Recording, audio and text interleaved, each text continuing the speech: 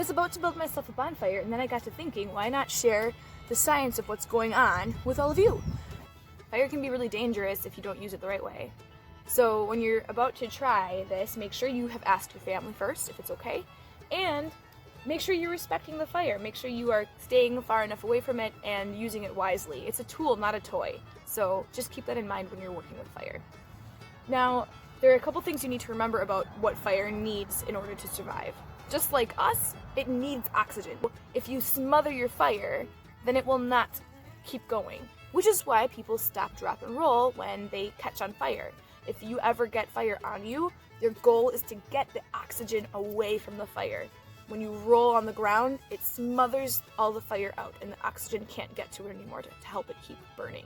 So if you want the fire to burn, though, you need to make sure that there's enough airflow at the bottom of the fire for it to continue burning.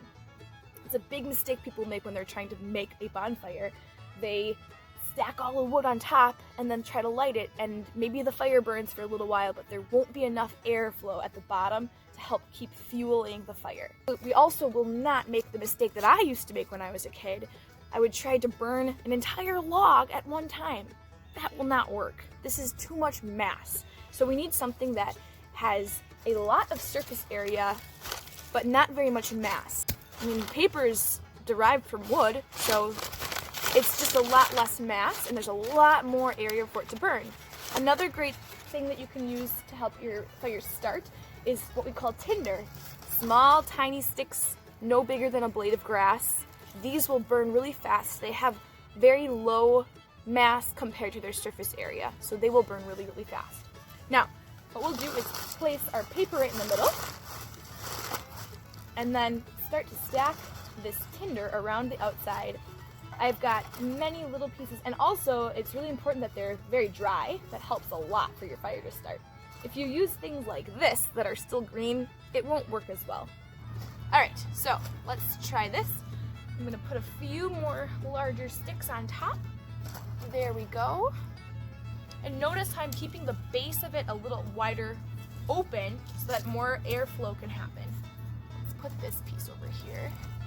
I'm not going to put any large logs on quite yet because I want enough of that fuel to start on fire first, and then we can add more once it's hot enough. Let's see here, I got the paper started. You can start in a few other areas. Remember, you need to be really mindful and careful when you're doing this.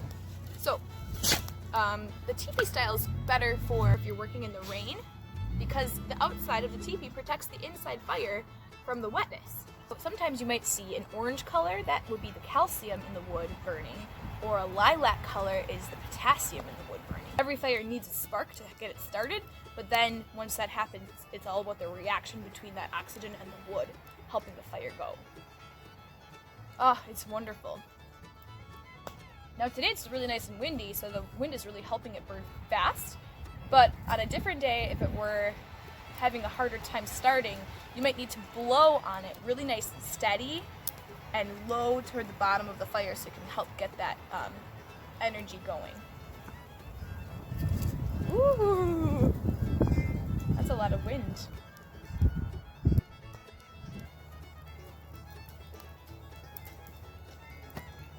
That's pretty successful. Actually, to be honest, this isn't the real reason why I wanted to build a bonfire today. Because of my roasted apple.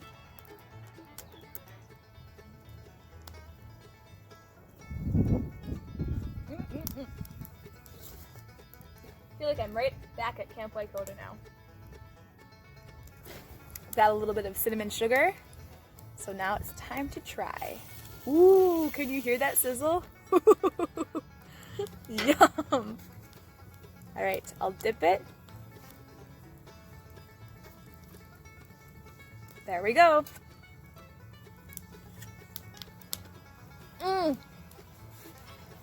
Oh, that's so tasty. Bon appetit.